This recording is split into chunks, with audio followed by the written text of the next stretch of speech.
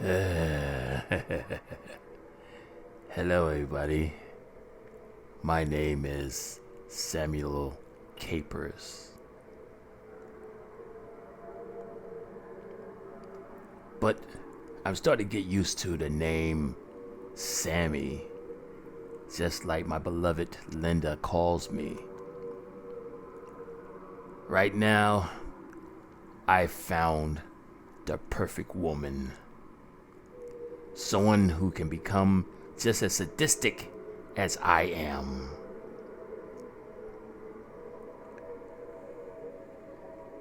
We lay in bed together, looking at each other, asking about our feelings on certain people. And she asked me all my exploits and what I used to do when I was younger. I told her about the ice pick murders, which a woman I had a crush on named Florence. And then I found out she lied to me.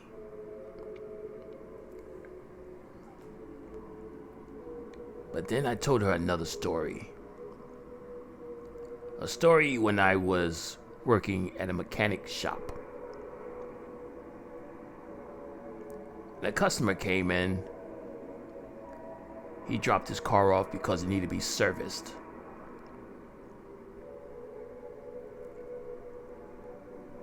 And so when he came back, picked up his car, he accused me of taking some items out of his car.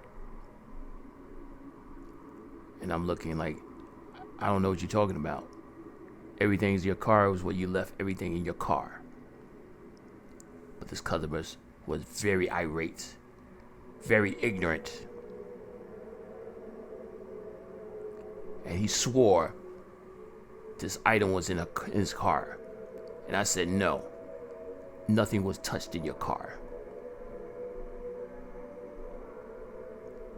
So the guy stepped up to me. Now,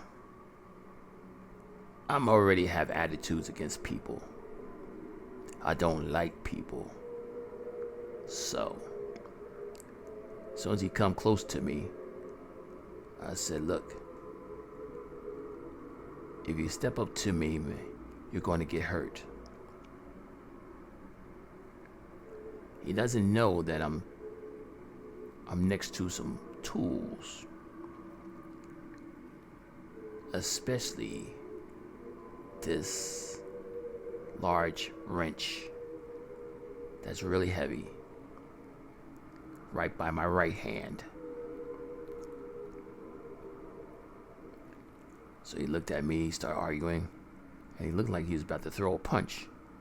So instincts just came, and I swung that heavy wrench, cracked him upside his skull. I think it broke his jaw. I think. Yeah. For some reason, I just had this bloodlust. I couldn't stand people like that. And I started going upside his head with that wrench over and over and over and over again. The other co-workers, they had came and tried to stop me. I was almost like a maniac. I just had to destroy that guy. So, that was the first time I dealt with law. So the police was called. And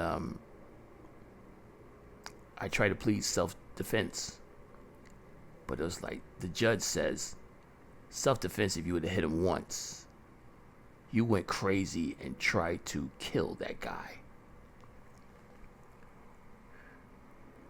But the man survived, so. But I had to spend about a year in jail. I was let out earlier for good behavior. But that was the last time I ever wanted to be confined. Because I still had to deal with other people. A cellmate, dealing with other people, especially in lunch, showers. I don't like people. And I wish people would understand that. And Linda questioned me. She said, "Do you like me?" And I looked her dead in her eyes and I said, "With you, I have a kindred spirit. It's not like I just like you. I am in love with you." And her eyes shot up. And she said, "Really?" I said, "Yes. It's not just the physical attraction. It's more than that. It goes beyond a mental, spiritual connection that we have. That we're both alike. And though they say opposites attract, they don't stick. People who have the same values and same morals and same wants and needs, they're the ones that attract and stay together and stick together. Linda, you are my perfect woman. And I'm so glad I never did what I thought I was going to do in the beginning. I am so glad. So glad. And Linda looked at me with a softening of her eyes and kissed me softly and told me that she loved me also.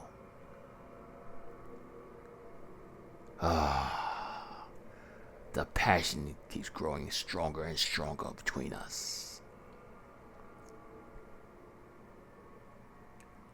And then she told me something that kind of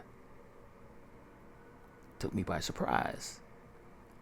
She says she wants to see me in action. Because stun gunning Steven and tying him up, that really turned her on. She just loves watching me in action. But now she wants me to actually do something devious to an individual who deserves. And I said, "Who do you have in mind?" And she told me the story of her landlord, a greedy land baron who's always raising the rent for no reason. And he's a basic asshole. And I said, "Wow, you sure know how to draw these assholes all of a sudden. Your manager, your landlord, anybody else?" And she giggled. He said, "No, just the landlord."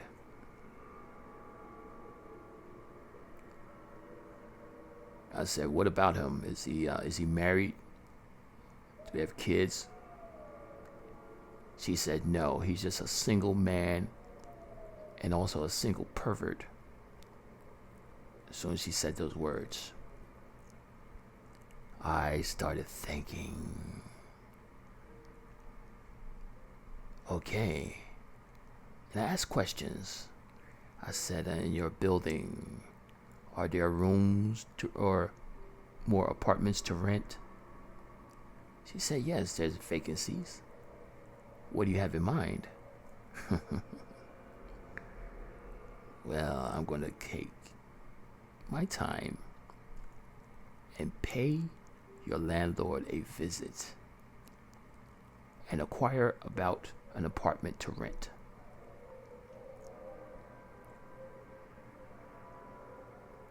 I'll get there early and I'll inquire about an apartment in your building. there, I will take him out in his own office. And you can witness me in action if you so wish. She loved that idea. To actually get rid of that asshole, she wanted it so badly. We'll do this as soon as you want. She said yes with so much eagerness. Let's do this tomorrow. Fine.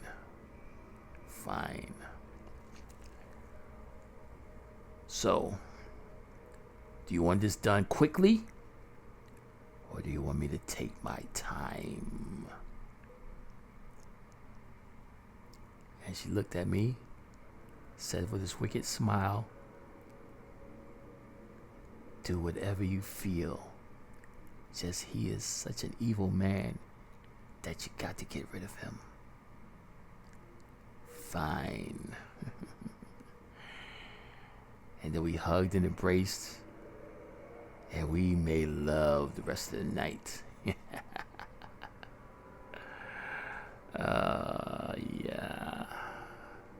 My Linda.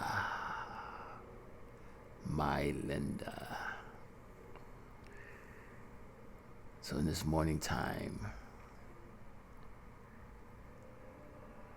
she is anxious.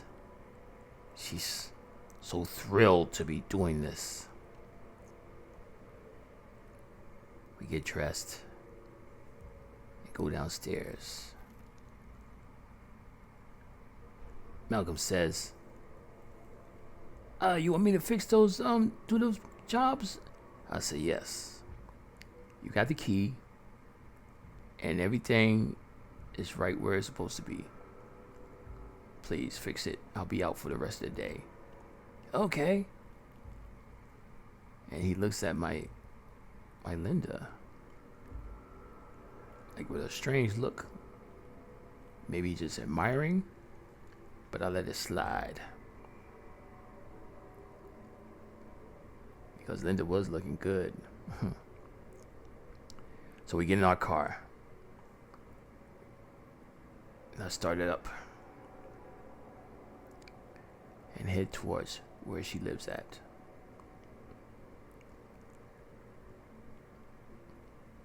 Said, what's this landlord name? She said, Mark. Mark Augustus. Mark Augustus, okay. I just want to know names sometimes. That's a little pet peeve of mine. Just gotta know their names.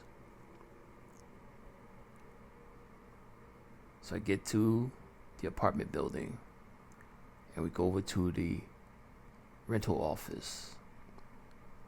As I step in, Linda has a seat, and I went up to the counter. Hi, may I speak to Mark Augustus? This big guy comes out. Not big in height, but big like muscular. He said, yes, can I help you? I'm inquiring about an apartment to rent. And so he said, okay, I'll get out the applications. I said, all right, fine. And he looks over. Oh, how you doing, Linda? He says. And she just says, hi. Yeah. We need something heavy to take him out.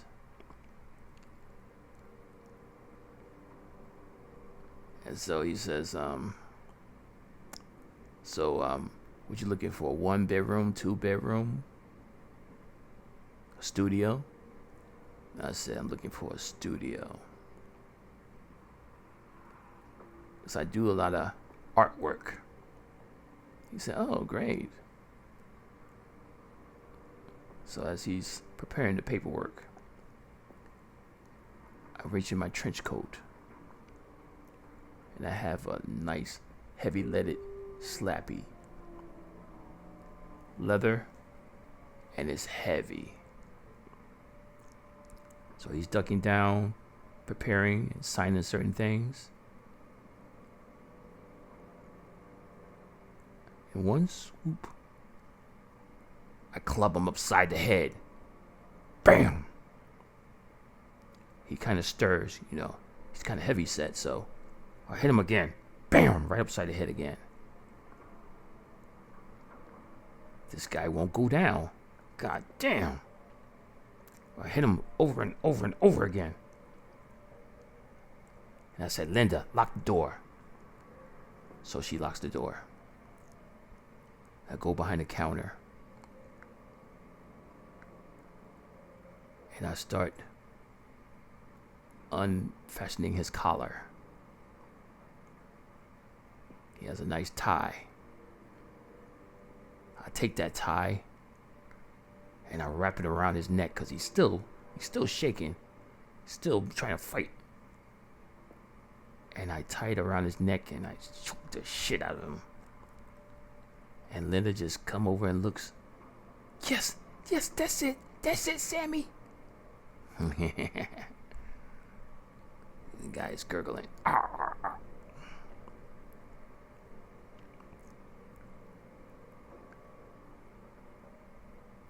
But then I stop. I said, nah, this is too easy. Too easy. And the guy is coughing. And I said, Linda, watch this. So I stoop down, kind of lift him up from behind. Linda, watch this. Listen. I take his head. And in one quick swoop, break his neck. Oh, I miss that feel. The power. Breaking another man's neck. Oh, I just had a look on my face.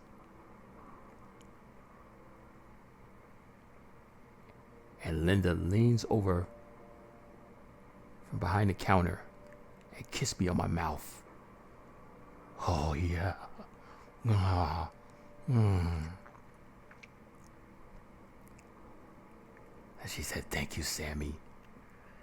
Thank you so much.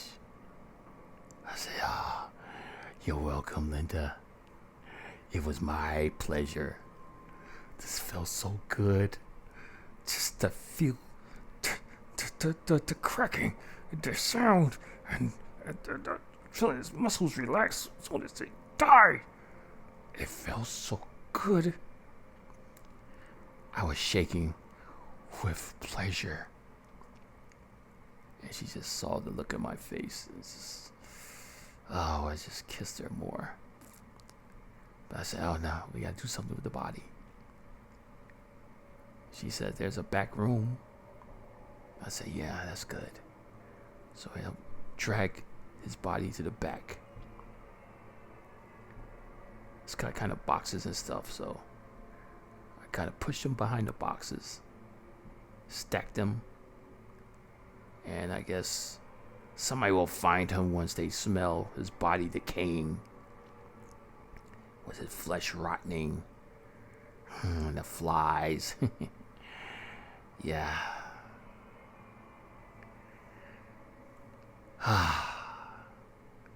So I told Linda to look for any blood trails. I'll wipe it up real quick. Anything from his head. When I bashed him upside his head, he said, no, I don't see anything. I said, good. Let's get out of here. And so we walked out of the office. And I went upstairs to her place. And for some reason, she was insatiable. She was so horny, so wet from desire. Just seeing me in action.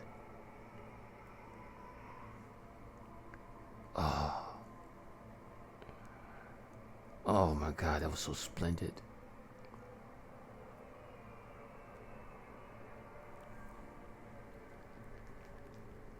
Anything for my lovely Linda. As we made love until it was time for her to leave to work. Oh, my femme fatale. My little angel of death. Right by my side. Oh, yes. Oh, yes.